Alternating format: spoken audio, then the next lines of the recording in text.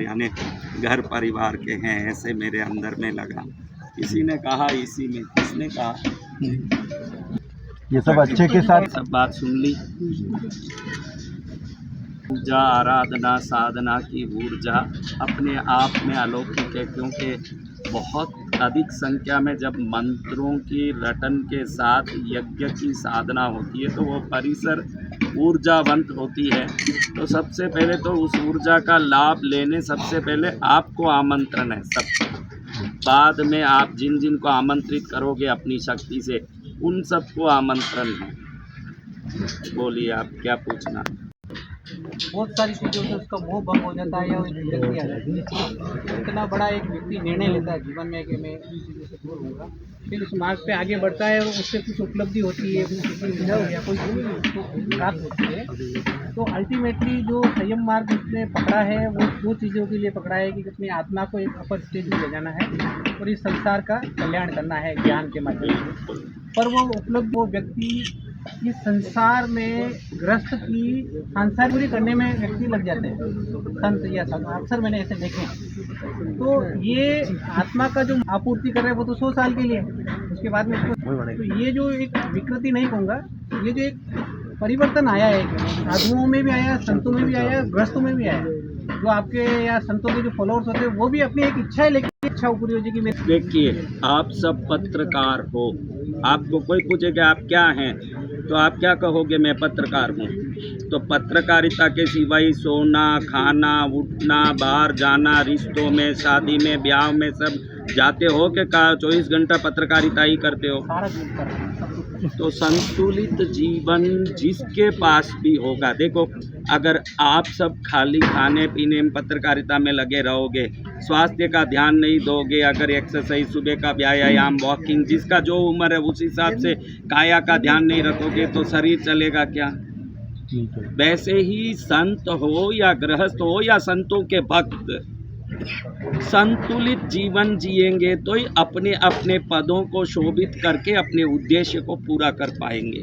ये जरूरी नहीं कि आप संसार का कल्याण कर रहे हो तो स्वयं को भूल जाओगे। आपको 24 घंटा मिला है, इस 24 घंटे में आप 2-4 घंटा आत्म ध्यान के बाद जितनी भी योग साधना क्रिया लगी, अभी देखो मैं सीधा सुबह 10:30 बजे ध्यान में साधना में बैठा हुआ, साधना हाल से ही निकल के अभी 2:40 को सीधा यहीं आया हूँ। आप ये ध्यान रखना, ये जरूरी नहीं कि संसार का कल्याण करना हो तो खुद का गला काट के रख के ही कल्याण कर पाएंगे, खुद के गले को सजा के भी कल्याण कर सकते हैं। मैं देखो अभी रोज नियमित सुबह 10:30 बजे से 2:30 बजे तक 365 दिन भी मंत्र साधना योग पूजा खुद भी करता हूँ, सबको बैठा के मैं जैसे जैसे करता हूँ लोग भी करते जाते हैं। इसमें 2 फायदा है, मेरी पूजा मेरी साधना भी हो जाती है, देखा देखी में लोग भी जप ध्यान कर लेते हैं। तो ये 365 दिन भी मैं करता हूँ। नहीं, आपको भी आमंत्रण है, रोज सुबह 10 बजे शुरू करता हूँ, 2:30 बजे ये पूरा होता है, 2:30 से 5 आप सबको मिलता हूँ,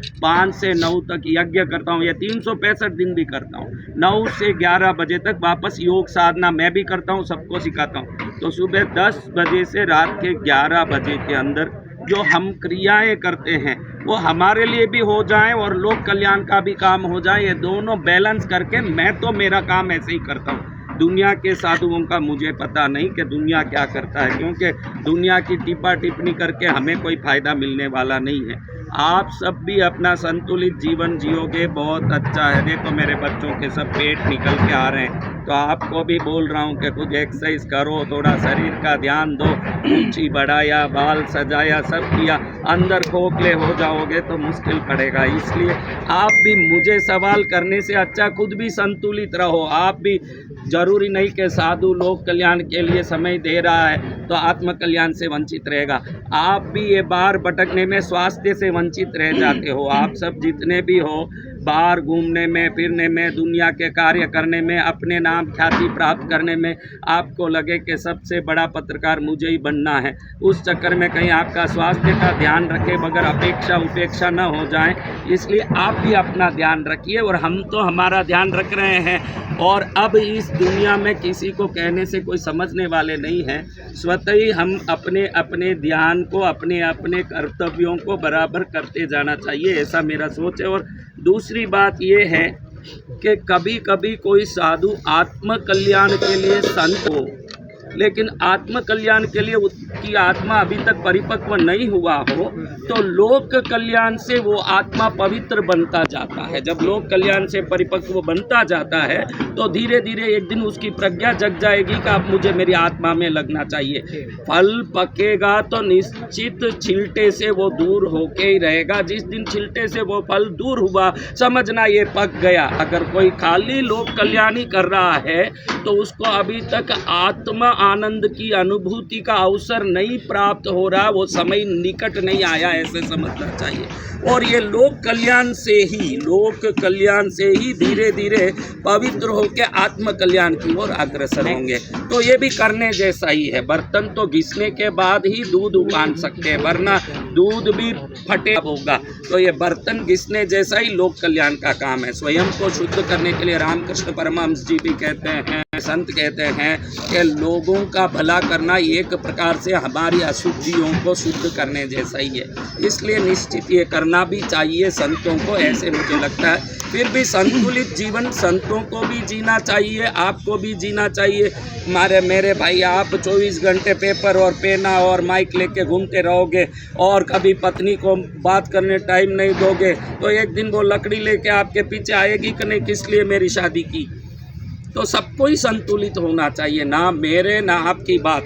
ये संसार संतुलन से ही चलेगी, ऐसा मेरा सोचना है। महाराज जी अभी जरा देखो, मैंने मेरे जीवन में एक ही बात समझी, आप कुछ भी करो, आपको मैं पूछता हूँ, रसगुल्ला भी शक्कर से बनता है कि नहीं? बोलो। बनता है। गुलाब जामुन, मैसूर पाक, घेवर, मोहनथाल, कोई भी मिठाई, एक ही ऊर्जा सब काम करता है। ऊर्जा को आप कैसे डाइवर्ट करते हो उस पर निर्धारित है कि उस ऊर्जा का आनंद आप कैसे लोगे। मेरी ऊर्जा को मैंने बहुत अच्छी से साइकोलॉजिकली आजकल विज्ञान ने भी मान लिया है कि पैसा भी एक ऊर्जा है, स्वास्थ्य भी एक ऊर्जा है, ख्याति भी एक ऊर्जा है, यश भी एक ऊर्जा है, रिश्ते नाते भी एक ऊर्जा है। इस दुनिया में प्राप्त हो रहा वो भी ऊर्जा है। पहले दुनिया का विज्ञान ऐसे समझता था कि जीवित है। पहले हम लोग के चैतन्यमान वस्तु सब में एक ऊर्जा है, जिस ऊर्जा से वो जड़ या चैतन्यमान वस्तु गतिशील या गतिहीन रहता है। तो आप अगर अपने जीवन को सर्वोत्तम बनाना चाहते हो तो अपने आप से वो संभव नहीं है। देखो, आप इंडिविजुअल नहीं हो, मैं भी इंडिविजुअल नहीं हूँ, इस संसार में एक मच्छर भी इंडिविजुअल नहीं है। आपके घर में कोई है या नहीं, इतना बहुत कठिन काम है। आपके घर में 4 है, मेरे भाई के घर में 4 है। ये बोलेगा मेरे को मोदी पसंद है, इसी की पत्नी बोलेगी मेरे को राहुल गांधी पसंद है। यानी हमारे मतभेद अलग होते हैं, विचारधारा अलग होते हैं, तो हमारी आभा मंडल भी अलग होती है। आपको लाल कलर पसंद होगा, लाल शटर पे से सिलेक्शन से, हमारे विचारधाराओं से, हमारी जीने के तरीके से। किसी किसी को आज भी इंडियन टॉयलेट ही अच्छा लगता है। इसमें आप क्या चाहते हैं? आप सब एक ही चीज़ चाहते हैं, आपकी जो इच्छाएं हैं उसमें अनंतता। आप चाहते हो कि बहुत आए मेरे पास। आप क्या चाहते हो? यश बहुत आए। चाहते हो कि नहीं? बोलो, चाहते हो कि नहीं? तो सिंपली आपने पूछा कि मुझे क्या करना चाहिए? नहीं, स्वस्थ रहना। बोला ना, वही बात, स्वस्थ रहो के धन पाओ के यश पाओ के उसी से शुरू करना हो। ये की ऊर्जा है जिसको आप जिस वस्तु में चाहें लगाएं। मोटिवेशन की बात है कि अवचेतन मन में आपने क्या डाल के रखा है। आप अगर अवचेतन मन में मैं बीमार पड़ती हूँ हर साल डाल के रखे हैं, तो हर साल बीमार पड़ने से आपको कोई नहीं रोक सकता, क्योंकि बीमारी का आमंत्रण आपने दिया है। की अनुकूलता के लिए पूछते हो कि धन की अनुकूलता के लिए, लोगों की अनुकूलता के लिए। मेरे पास बहुत लोग आते हैं और सभी लोगों को प्रेम से मैं संभाल सकता हूं और हर व्यक्ति मुझे प्रेम करता है। अगर ये मनोभावना आप में आ गई तो हर व्यक्ति आपको प्रेम करने से कोई रोक ही नहीं सकता। और आप में स्वस्थ हूँ ये भाव ले आए तो आपको स्वस्थ होने से कोई रोक नहीं सकता, क्योंकि हमारा ये शरीर अन्नमय कोश, प्राणमय कोश, मनोमय कोश, विज्ञानमय कोश, आनंदमय कोश, ये 5 कोशों से चलता है। लेकिन अन्न प्राणमय कोश में है, लेकिन ये प्राण का कंट्रोल मन में है, मनोमय कोश में है। तो आप मन से क्या सोचते हैं वही जीवन में होने वाला है। कई लोगों का आपने देखा होगा, सुबह सुबह उठ के कई लोग को आप देखेंगे कि वो कुछ नहीं करता लेकिन हरदम फुर्तीमान दिखता है। मैं ये नहीं कहता कि आप व्यायाम मत करो, लेकिन वो व्यायाम मेरा काम करेगा, ये विचारधारा आने के बाद ही स्वास्थ्य आपका अनुकूल रहेगा। मुझे फायदा होगा, ये विचार आने के बाद ही सब काम करेगा। देखो, पत्तबा को संबोधित किया भारत की तरफ से, मैं ऐसा सवाल पूछूं, वैसे करूं, ऐसे जोर मारूं, अंदर से आप खोखले कहीं ना कहीं हो या नहीं, देख लो अच्छे से। दुनिया कोई राजी करने 100 सवाल करते हो, जोर मारते हो, अंदर हर व्यक्ति ढीला है। वो जो अंदर से जो ढीला है, बाहर से कुछ न कुछ कठिनाइयों को वो सामना करेगा। और जो अंदर से मजबूत हो जाता है, बाहर की दुनिया का वातावरण वो अपने आप बनाता है। आप इस जगत में जो भी आपके विचारों के द्वारा प्रकट दुनिया ही आपके सामने दिखेगा। जैसे भैया मेरे आते, यानी उन्होंने तय कर दिया कि कोई अच्छा आएगा तो ही मैं अच्छा रहूँगा, फिर वो खराब आते ही वो खराब हो जाएंगे। ये इनके विचारधारा से ही है रहना, क्योंकि मुझे एक वेश दिया है, मुझे उस वेश की मर्यादा का पालन करनी पड़ेगी। और सबसे बढ़िया स्वास्थ्य को, आप स्वास्थ्य की जहाँ तक डायरेक्ट बात करते हो, तो संडे के दिन या गुरुवार के दिन थोड़ा सा साबुत नमक लें, गुनगुने पानी में उसको डालें, अच्छे से उसको गला लें और नहाने के पहले थोड़ा पानी डाल के फिर इसको शरीर पर डाल के एक 5 मिनट बैठ जाएं। तो जितनी आपकी नेगेटिविटी है, जितनी सारी नेगेटिविटी आपके पास है, वो इसलिए शुरू किया कि आप अकेले नहीं, एक कॉम्प्लेक्स यूनिवर्स है जहाँ इतने लोगों से मिलके ये संसार बना है। तो सबसे बढ़िया तरीका मैंने शास्त्रों में यही देखा, इजिप्शियन मम्मीज को अंदर नमक भर के रखने के कारण ही 5000 वर्ष तक उसकी सुरक्षित उस शरीर की स्थिति आज तक टिकी हुई है। उसका एक ही कारण, ब्रिटिश म्यूजियम में मैंने एक मम्मीफाइंग का देखा, इस नाक में अंदर संडासी डाल के अंदर की आंतड़ियाँ, ब्रेन सब निकाली जाती है, फिर अंदर पूरा नमक भर दिया जाता है इन मुर्दों में। जिस दर नमक होगा वो अचार ही 1 साल तक आपका टिका रहता है। उसका कारण अंदर नमक, अचार में नमक डाल दिया, अचार टिका है कि नहीं। तो नमक बहुत अच्छा purifier, long lasting, life giving energiser है। तो आपको स्वास्थ्य अच्छा चाहिए तो स्वास्थ्य की चिंता करके फ़ायदा नहीं। दुनिया से बाहर से आने वाली अशुभ नकारात्मक तरंगों से खुद को हर दम शुद्ध करते रहना जरूरी है। तो हर संडे फिक्स बाउल में साबुत नमक डालें, कई ग्राम्स डालें फिक्स, उसको गुनगुने पानी में अच्छे से गला लें, फिर इसको शरीर पर डालें। बाल में डालोगे तो बाल उड़ जाएगा, फिर मेरे पास आके मत पूछना कि आपने बोला अब मैं गंजी। और बाकी शरीर पर डाल के 5 मिनट, ऐसे तो अमेरिका में, लंदन में मैंने देखा लोग बाथ टब में 40 मिनट बैठते हैं। उनके पास उनके लिए ही टाइम है और किसी में टाइम ही नहीं। पड़ोसी कौन है वो भी वो देखते नहीं, अपनी मस्ती में पड़े। तुम लोग तो क्या 5 मिनट ज़्यादा बैठो तो अच्छा है, कभी महीने में एक बार कम से कम 10-15 मिनट बैठो। ये शरीर से जितनी आभा मंडल में अशुद्धियाँ हैं ये पूरी निकल जाती है। उसके बाद उस दिन आप रात में बहुत अच्छा सो पाएंगे, एक हल्कापन महसूस होगा, पूरा शरीर ऐसे लगेगा कि रुई जैसे हो गया, आप महसूस कर सकते हो। क्योंकि हमारे अंदर इम्प्यूरिफाइंग मॉलिक्यूल्स जब अंदर आती है तभी हम बाहर महसूस करते हैं। जब नमक से नहाओगे बहुत अच्छा रहेगा। देखो, ये डर्मेटोलॉजिस्ट के पास जाना पड़ेगा। तो वो नमक की सुगंध वाली चीज़ें हैं, इलायची में सुगंध है प्राकृतिक, केसर में सुगंध है प्राकृतिक, भीमसेनी कपूर में सुगंध है प्राकृतिक।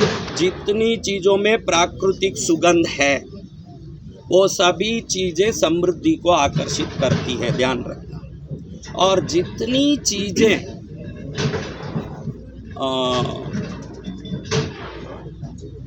तीखी है, लाल मिर्च तीखी है, आप लोगों ने सुना होगा कि ये प्रत्यंगिरा हवन में, बगलामुखी हवन में लाल मिर्च का हवन करते हैं, आपने सुना है ऐसे? तो नेचुरली लाल मिर्च, हरी मिर्च, लवंग, पट्टा, तेजपत्ती, ये सब में भय दूर करने की शक्ति है। Removing the fear is possible by spices. Spices आपके डर को मिटाते हैं।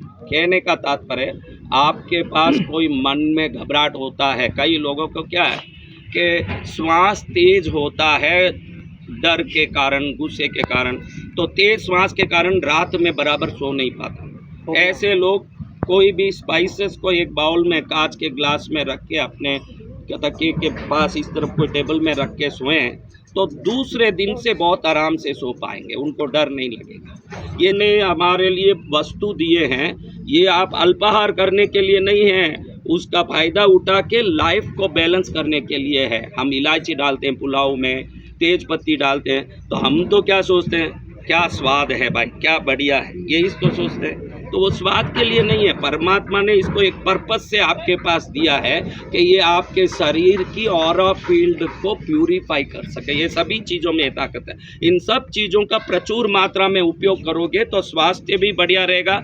आजकल मेंटल हेल्थ सबका कम को सुधारने के लिए आप सबका मन एक एक्सेप्टिविटी मोड में हो, ऐसे घर को अच्छी सुगंधी चीज़ों से रख सकते हो। देखो आप लोग क्या करते हो, बात पूछता हूँ, किसी के पास जाते ही बदबू आए, ऐसे किसी व्यक्ति का तो जरूर एक सामना आपके ज़िंदगी में हुआ होगा कभी न कभी। भाई इसके पास जाएं तो बैड स्मेल आता है, बॉडी से, ड्रेसेस से, कहीं ना कहीं आता है। ऐसा कोई व्यक्ति को याद करो, ऐसा कोई है क्या आपके पास? % उसको चेक करो, वो संघर्षमय जीवन जिएगा। आप चेक करो, वो बदबू वाला आदमी संघर्षमय जीवन जिएगा। आपको एक खास बात बताऊं, गरीब हैं इसलिए मेले कपड़े नहीं पहनते। इसको उल्टा देखो आप, गरीब हैं इसलिए मेले कपड़े नहीं पहनते और बदबूदार नहीं रहते, वो मेले कपड़े पहनते हैं इसलिए गरीब रहते हैं। लिए 100% फिक्स कर दो आपके खर्चे में ये खर्चा कपड़ा धोने का, साबुन का भी। ये जीन्स पैंट को 7 दिन तक पहनते मत फिर। हाँ, मुझे ये बोरे का कपड़ा मिल गया इसलिए इसको पहन के दुनिया को ताज़ा दिखाता रहूँगा। हम ताज़ा दिखाने के लिए नहीं, ताज़ा रहने के लिए पहने, किसी को दिखाने के लिए नहीं पहना। क्योंकि जब से ये जीन्स पैंट आया मेरे भाइयों, ये 4-5 दिन पहन के तो राजी होते ही है, वो जल्दी एक दिन में खोले जीन्स पैंट। और जब आप मेल कचरा अपने शरीर की ओर लाते हो, पावर्टी, दरिद्रता, असामान्यता, अबनॉर्मलिटी, ये सब आप लाइफ में आप आकर्षित करते हो। जहाँ शुद्धि होगी वहाँ समृद्धि होगी, जहाँ शुद्धि होगी वहाँ दरिद्रता होगी। आपको क्या चाहिए? समृद्धि। शुद्धि के लिए शुद्धि नहीं, समृद्धि। आप जब प्योर होते जाएंगे ऑटोमेटिकली आप प्रॉस्परस होते जाएंगे। तो इन सब का शोध मैंने, आप पूछोगे कि महाराज ये सब क्या टोटका है? अभी इतनी देर बोला ना, ये क्या बेटा टोटका है? मैं शांत वर्ष जब हिमालय में रहा, शब्दों का क्या प्रभाव। देखो मैंने अभी इंदौर के प्रेस क्लब में, पूरे स्टेट प्रेस क्लब में 300 पत्रकारों को बहुत बढ़िया एक सेमिनार किया था इंदौर में। पत्रकार मेरे बहुत चाहत के विषय है, क्योंकि मैं दबंगों को दबंग बन के सुधारना ही पसंद करता हूँ। कभी भी कोई दबंग टाइप का आता है, मैं सोचता हूँ इसकी दबंगाई कितनी सच्ची है वो देखूँ तो सही। क्योंकि इन्होंने बोला कि सच्चे आदमी से हम सच्चे रहते हैं तो फिर टेंशन मुक्त हो जाते हैं। ये बहुत अच्छे आप मानो, मैं कुछ सवाल आपको पूछता हूँ। कुछ कपड़ा पहनता, बदबू आता, वो संघर्ष करता है, आपको ये लगा क्या? ऐसा क्या उनके संघर्ष? नाम के किसी व्यक्ति को आप जानते हो क्या? गौतम बुद्ध? नहीं गौतम, अच्छा गौतम, सॉरी, हाँ जानते हो। कौन तू जानती है बेटा? शादीशुदा है? किस काम शादीशुदा गौतम को कौन जानता? मैं जानता हूँ सर। हाँ, हमारे एक जमाई है गौतम नाम है। ये देखो, ये इसलिए बता रहा हूँ, ये नेमोलॉजी, जो भी नेमोलॉजी है, ये शब्द के उच्चारण के बाद वो इस प्रकृति में जब बाहर निकलता है तो उस तरंग को वापस लाके हमारे जीवन में करने वाले असर को नेमोलॉजी कहते हैं। तो आपका नाम कुछ तो करके ही रहेगा। कोमल नाम की लड़की कोई जानते हो क्या? देख, बात में रोएगी, देख लो आप, नाम ही कोमल है। बात में रोएगी, बहुत भावुक होगी, है कि नहीं? देख लो। गौतम आदमी का नाम देख लो, 100% पत्नी जो बोलेगी वही करेगा, उसके आगे कुछ नहीं करेगा, एकदम जोरू का गुलाम होगा। लाल नाम के मोहन यादव हो, CM को देखो, मोहनलाल को देखा कभी? कोई मौन जानते हो? मौन शब्द के पीछे लाल हो, राज हो, कुछ भी हो, मौन को देखा क्या? तो देखिए बेटा, बेटे की सगाई नहीं हुई, शादी नहीं हुई, धंधा नहीं हुआ, नुकसान हो रहा है, कुछ भी कारण हो सकता है। दुनिया का हर मौन बेटों से दुखी होगा कि नहीं? देखो, इससे निर्धारित नहीं होती। हाँ, एक चीज़ से निर्धारित, तो मैं इसको कहूँगा कि तू जब साइन करती है मेरी बेटी, तो वो साइन के नीचे एक लकीर खींचती है, तू एक साइन के नीचे लकीर खींचती है, और वो लकीर तेरे जिंदगी में तेरी एक बड़ी इच्छा है घर संबंधी, उसको पूरा करने से रोकता है। आज मैं कह देगा, वो इच्छा को तेरा लकीर ही रोकता है। जिस दिन वो लकीर निकाल देगी, तेरा घर अपना होगा, जिंदगी भर मुझे याद करेगी कि महाराज उदयपुर आए थे, मेरा भाग्य का उदय करके गए। तो ऐसी है जिंदगी, कई चीज़ों का एक, तो मेरा अपना ही है, वो मुझे घर है नहीं है वो पता नहीं, तुम्हारे मन में घर के कोई डेवलपमेंट का, उसका सुधार का, विकास का एक माइंड है। अच्छा वो लकीर, हाँ, वो लकीर जब तक रहेगा, सीधी बात कहूँ क्या, जिस घर में तुम रहती हो वो तुम पसंद नहीं, मीन्स उसमें इतना सेटिस्फेक्शन नहीं है। अभी पसंद नहीं, ऐसा बोलना ठीक नहीं है, सेटिस्फेक्शन नहीं है ऐसे बोल सकते हैं, भाई सेटिस्फेक्शन नहीं है। लेकिन जब भी हम लकीर खींचते, इसमें 3-4 लोग हैं यही लकीर खींचने वाले हो, और उन सबको देखो, ये भी लकीर खींचता है, ऐसे लकीर ऐसे सीधी खींच देती हो, ये लकीर खींचता है ऐसे नीचे से ऊपर, इसका लकीर ऐसा है। तो लकीर में भी फर्क है। ये जो नीचे से ऊपर लकीर खींचता है, ये बच्चा मेरा, मैं सबको बच्चे बोलता हूँ, आप गलत मत समझना। आप सोचोगे मैं 50 साल की हुई, बच्ची कैसी हुई? मेरे लिए तू बच्ची है, क्योंकि मैं संत हूँ। अगर समाज का कल्याण का भाव लेके संत पना लिया है, आप सबको बच्चा मानूंगा तो ही सही ढंग से खींचता है।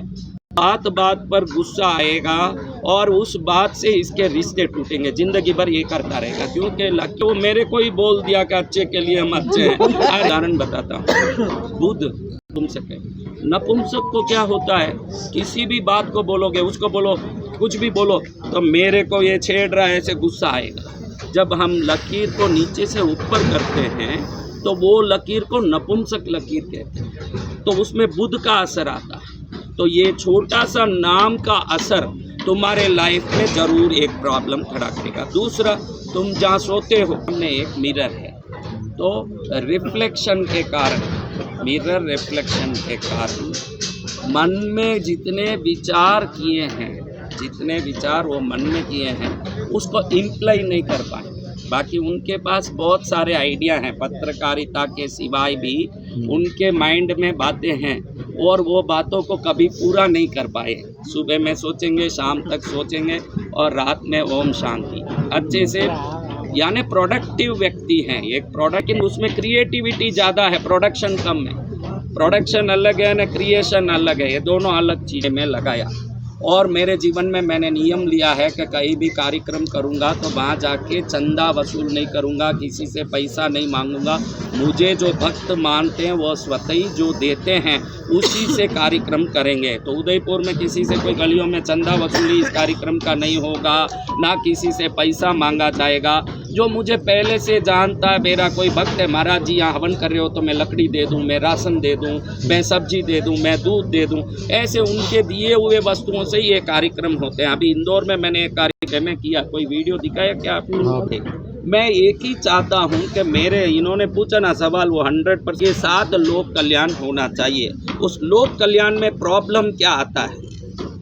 जी भाई साहब विराजित हैं, मैं उनसे आग्रह करूंगा कि प्रेस वार्ता का शुभारंभ करें।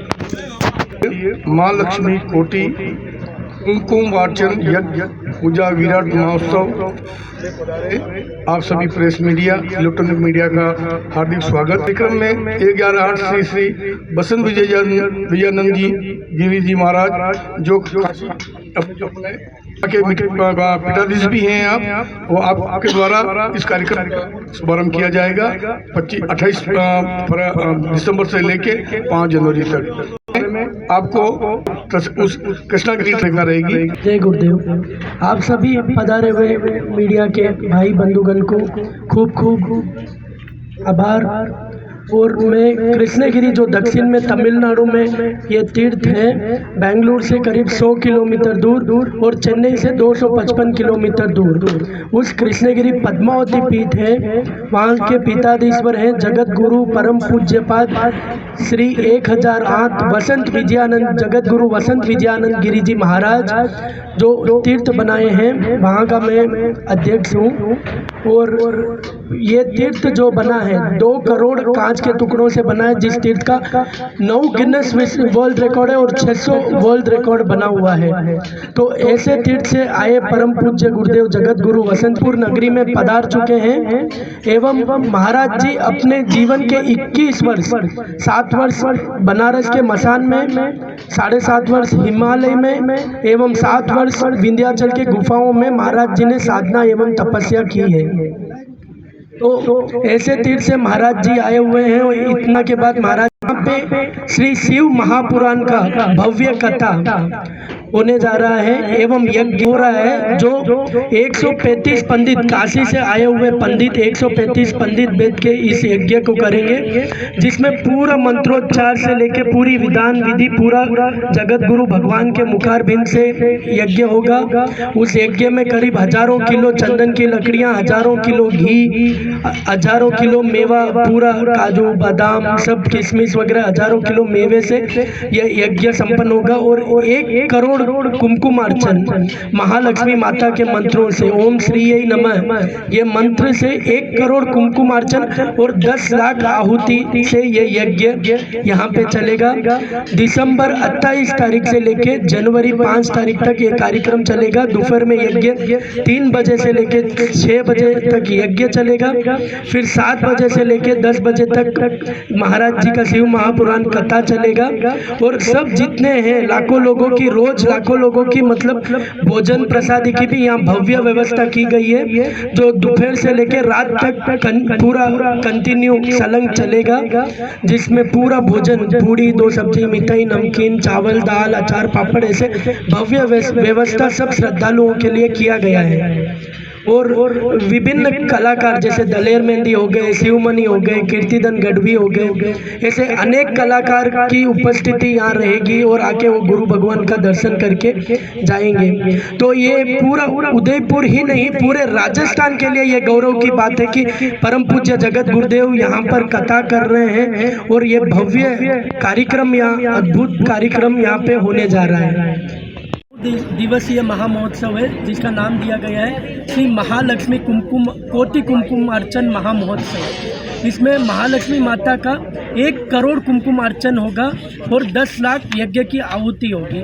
और ये यज्ञ 135 पंडित जो काशी से आए हुए हैं उनके द्वारा ये यज्ञ, जिसमें महाराज जी जगत गुरु कृष्णगिरी पीठाधीश्वर जगत गुरु वसंत विजयानंद गिरी महाराज जी के द्वारा पूरा मंत्रोच्चार, उनकी जो सिद्धि है, जो 21 साल उन्होंने हिमालय काशी विंध्याचल में जो तपस्या किया है, ऐसे जगत गुरु देव के मुखारबिंद से मंत्रोच्चार होगा और ये यज्ञ होगा। और ये यज्ञ करीब 30,000 किलो मेवा, 20,000 किलो चंदन की लकड़ी, लाल चंदन सफ़ेद चंदन की लकड़ियों से और 7,000 लीटर देसी गाय के घी से ये यज्ञ संपन्न होगा। 10 लाख आहुति महालक्ष्मी माता के, 10 लाख आहुति बाकी गणपति, शिव, पार्वती, पद्मावती देवी एवं भैरव जी के आहुति होंगे और ऐसे ये यज्ञ संपन्न होगा।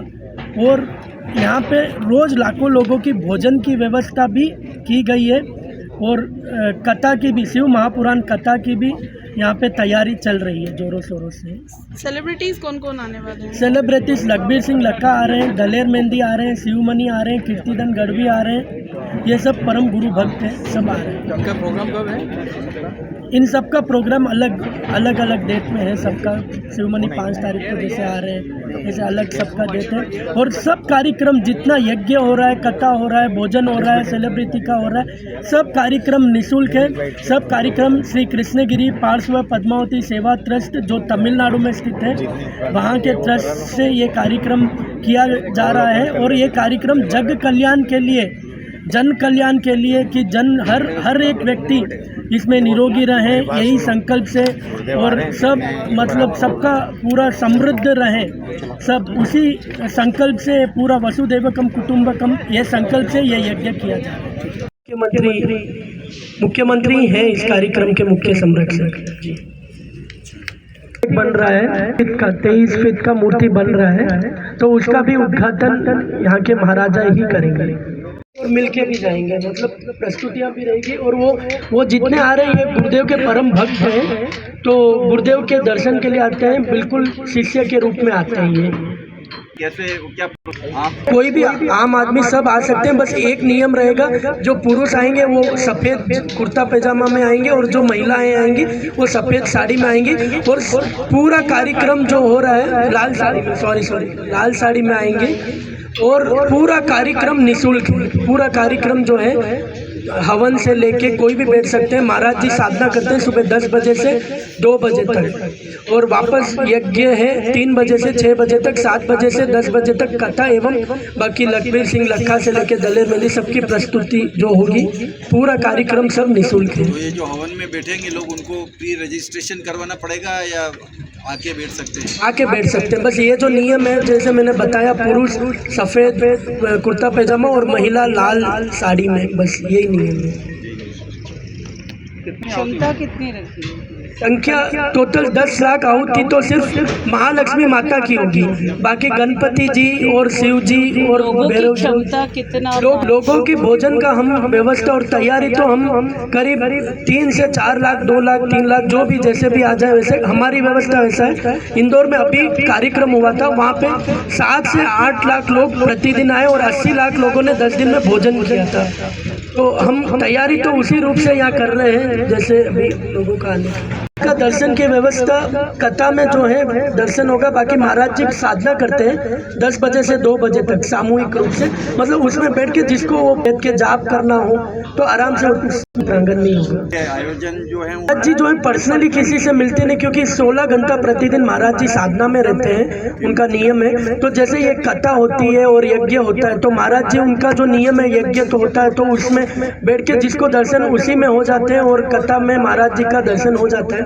और जो यज्ञ में बैठते हैं ऐसे लोग हैं जिनको कई साल से कोई रोग है, जैसे घुटने में दर्द है, तो महाराज जी वहाँ बैठते हैं। महाराज जी को जैसे माँ का संकेत आता है, महाराज जी बोलते हैं, तो कई साल से किसी की बीमारी हो, किसी को कोई उदारी हो, लक्ष्मी माँ का जैसे विधान है, तो उसमें संकल्प भी एक संकल्प सबसे बड़ा इसमें ये होता है, वसुदैव कुटुंबकम, पूरा विश्व जो है वो एक परिवार है, ऐसा तो ऐसा संकल्प करके सबके जन कल्याण के लिए ये यज्ञ किया जाता है। तो उसमें महाराज जी का जो मंत्रोच्चार से कई लोगों की रोग बीमारी सब अपने आप पलायन कर जाती है। यहाँ भी अलग से किसी से नहीं मिलेंगे, क्योंकि उनका साधना का समय ही सुबह तक निरंतर चलता रहता है। लोग ये बस जन कल्याण के लिए उदयपुर नगरी में हो रहा है कि उदयपुर में होना एक कार्यक्रम, क्योंकि बड़े से बड़े शहर में कलकत्ता हो गया, बॉम्बे हो गया, अभी इंदौर में करके आए जिसमें 80 लाख लोगों ने भोजन एवं किया। तो ऐसे ही हर शहर में एक कार्यक्रम होता है। जैसे अभी दिसंबर 31 में लोग जो एकदम आज के जो युवा हैं जो भटक रहे हैं, तो वो कम से कम आके कुछ ऐसे जो 31 तारीख में जैसे दिसंबर में जो भटकती युवाओं को एक सनातन धर्म में अपने इसमें एक मार्गदर्शन मिले, उसके लिए ये बड़े बड़े जो कलाकार हैं उनको इसलिए बुलाया जाता है कि वो यहाँ पे आके सनातन धर्म का जो अपना पावर है उसमें जुड़े, इसलिए ये कार्यक्रम किया गया है। ये खर्चा पूरे जो ट्रस्ट से है, हमारे गुरुदेव के जो परम पूज्य भक्त लोग हैं जो देश और विदेश से हैं, सब लोग हैं वो कर रहे हैं। पुराण का तो कथा चलेगा, जैसे बीच में कभी गुरुदेव ने कुछ बता दिया वो तो जैसे चलेगा, मतलब कभी कुछ बता दिया या कभी शिव महापुराण कथा चलेगा, फिर साथ में जैसे गुरुदेव का मतलब किसी को कुछ उपाय वगैरह कुछ बताना हो तो वो गुरुदेव के ऊपर निर्भर है। ये जो सबसे बड़ा यज्ञ हो रहा है, तो ये कैसे इसको क्लासिफाई करें? ये अभी जो यज्ञ होगा ये करीब 20 से 30 हजार किलो मेवा जो ड्राई फ्रूट्स डल रहा है और करीब 15 से 20 हजार किलो चंदन की लकड़ी, 7000 लीटर घी, देसी गाय का घी, ये यज्ञ में चल रहा है। कि यज्ञ तो आप देखते हैं जैसे एक तिल और जौ उससे यज्ञ होता है, तो गुरुदेव का ऐसा गुरुदेव का मानना है कि देवताओं का जो जिस हिसाब से समृद्धि से जैसे यज्ञ करेंगे तो उस हिसाब से वातावरण पवित्र होके जो लोगों का जो मतलब कल्याण होना है तो उसी से संभव है, तो उस हिसाब से ये यज्ञ किया जा रहा है। प्रशासन का पूरा सहयोग है, हम सब और प्रशासन ने खूब हम लोगों का सहयोग किया है और कार्यक्रम में भी खूब सहयोग करेंगे। एंट्री उस तरफ से फ्रेंच से होगी, लोग वो हवन का दर्शन करेंगे, परिक्रमा भी करेंगे। कथा में जाना है उसके लिए अलग रास्ता है, भोजन में जाना है उसके लिए एक अलग रास्ता है, और भोजन करके निकलने के लिए पूरा रास्ता बड़ा बना हुआ है, अलग रास्ता है। दांत भी शुद्ध रखो। देखो आप याद करो, इस वो सेकेंडरी, लेकिन आप देखो जिसको भी बदबू आ रहा है मुंह से, या तो फैमिली लाइफ से हर्डल होगा, स्ट्रगल करता रहेगा, या तो बिजनेस लाइफ में स्ट्रगल करता रहेगा। जहाँ बदबू है वहाँ स्ट्रगल है, जहाँ खुशबू है वहाँ आनंद है। अपने आप को भी आप बॉडी मिस्ट है, थोड़ा खर्चा हो तो हो, आप चिंता मत करो, बढ़िया बॉडी मिस्ट अच्छी क्वालिटी की खरीदो, उसको थोड़ा लगाओ। ताकि बच्ची ने पूछा ना कि भाई आसपास के नकारात्मक, जैसे अच्छी चीज़ का कोई खुशबू बाहर निकल रहा है तो बाहर से आने वाली नेगेटिव तरंग को वो रोकती है।